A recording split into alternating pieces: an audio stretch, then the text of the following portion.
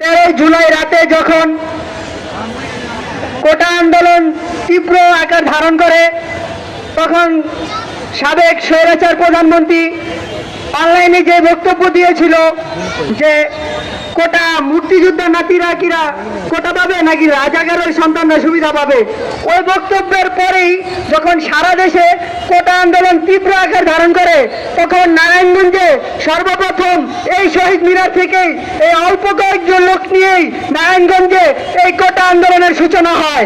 তারপরে আস্তে আস্তে 2-3 দিনের মধ্যে নারায়ণগঞ্জে একটা জনস্রোত তৈরি হয়। 18-19 তারিখে নারায়ণগঞ্জ অল ব্লকের তৈরি হয়ে যায়। তখন থেকেই কোটা আন্দোলন সারা দেশে তীব্র আকার রূপ ধারণ করে। সেখান থেকে বিভিন্ন মামলা হামলা হুমকি ধমকির পর সমন্বয়কদের গ্রেফতার, তারপরে আবার নতুন করে যখন 3 তারিখের পরে আবারও কোটা আন্দোলন শুরু হয়, তারপর স্বৈরাচারী সরকার পতনের এক দফা আন্দোলন। সেখান থেকে একটাই দাবি ছিল সমাজ থেকে বৈষম্য দূর করা, কিন্তু আমরা দেখতে পাচ্ছি সমাজ থেকে বৈষম্য তো দূর হয়নি, বরং যারা বৈষম্য করত সেই মুখগুলো চেঞ্জ হয়েছে। এখানে নতুন মুখ এসে সেই বৈষম্যই ধরে রেখেছে। আজকে দেখতে পাচ্ছি চাঁদা না দেওয়ার কারণে মানুষের জীবন রাস্তার মধ্যে সকলের সামনেই নিয়ে নিচ্ছে, কিন্তু সেখানে কেউ বাধা দিচ্ছে না, উল্টা আরো ভিডিও করে সেইগুলো সামাজিক যোগাযোগ মাধ্যমে ছড়িয়ে দিচ্ছে।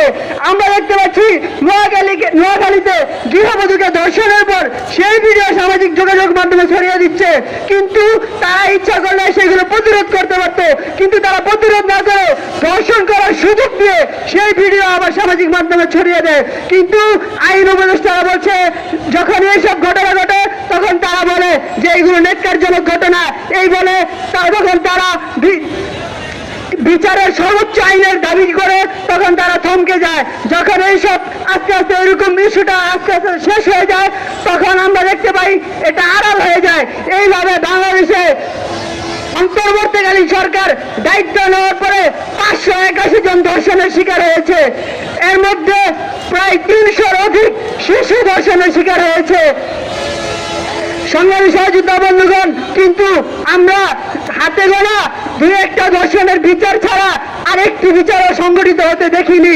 যদি এইসব ব্যাপারে আইন উপদেষ্টা স্বরাষ্ট্র উপদেষ্টাকে প্রশ্ন করা হয়, তারা বলছে আমরা এই সকল বিষয়ের উপর সর্বোচ্চ সতর্ক অবস্থান জারি করছি, আমরা এই শাস্তির দাবি জানাচ্ছি। এই বলে তারা তাদের বক্তব্য ওইখানে সমাপ্ত হয়ে যায়। কিন্তু আমরা দেখতে পাচ্ছি এই সব ঘটনার পরেও আসিয়ার যখন ধর্ষণ হয় তারপরে সারা বাংলাদেশে ধর্ষণের বিরুদ্ধে গণঅভ্যুত্থানের মতো একটা জোয়ার তৈরি হয়েছিল, কিন্তু আমরা দেখতে পেলাম আসিয়ার দর্শকদের যখন গ্রেফতার করা হলো তার পরবর্তীতে এই বিচার যখন তাদেরকে আইনের আওতায় আনা হলো, গ্রেফতার করা হলো, তখন তাদের শাস্তির কথা বলে তাদের বিচার কাজ ওইখানেই সমাপ্তি করলো। এইরকম অসংখ্য দর্শন, মব জাস্টিস, সন্ত্রাসী, ছিনতাইকারীদেরকে তারা আইনের আওতায় নেয় ঠিকই, কিন্তু বিচার না করে তাদের ব্যর্থতার পরিচয় দিয়ে তাদেরকে কয়েকদিন পর জামিনে ছেড়ে দেয়। এইভাবে বাংলাদেশের বিচার কাজ চলছে। কিন্তু বৈষম্য বিরোধী আন্দোলনের পর বৈষম্য বিরোধী ছাত্র আন্দোলনের পর ছাত্র জনতা অন্তর্বর্তীকালীন সরকারকে এই জন্য দায়িত্ব দিয়েছিল যেন তারা কোন দলমত বিচার না করে তারা সমাজ থেকে বৈষম্য দূর করে সমাজের বড় বড় নেতারা যারা আজকে দলীয় ক্ষমতা প্রভাব ব্যবহার করে বিভিন্ন অকারেন্সের সাথে জড়িত হচ্ছে, যাতে তাদের দল ক্ষমতায় না থাকার কারণে এখনই তারা এইভাবে ব্যাপার হয়ে উঠছে। যখন তারা ক্ষমতায় আসবে, ক্ষমতার রাজনীতি করছে, তারা যখন ক্ষমতা আসবে তখন সাধারণ জনগণের কি অবস্থা হবে সেই দিকে একবারও খেয়াল করছে না।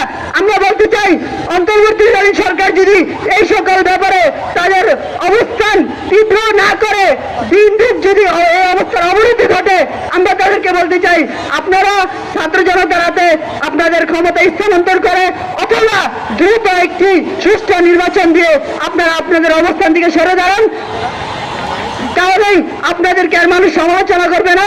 যারা এই দেশের দায়িত্ব নিতে পারবে, যারা নারীদের নিরাপত্তা দিতে পারবে, যারা জনগণকে নিরাপত্তা দিতে পারবে, তারা এই দেশের দায়িত্ব নিবে। এবেলা আমি আমার বক্তব্য এখানে শেষ করছি।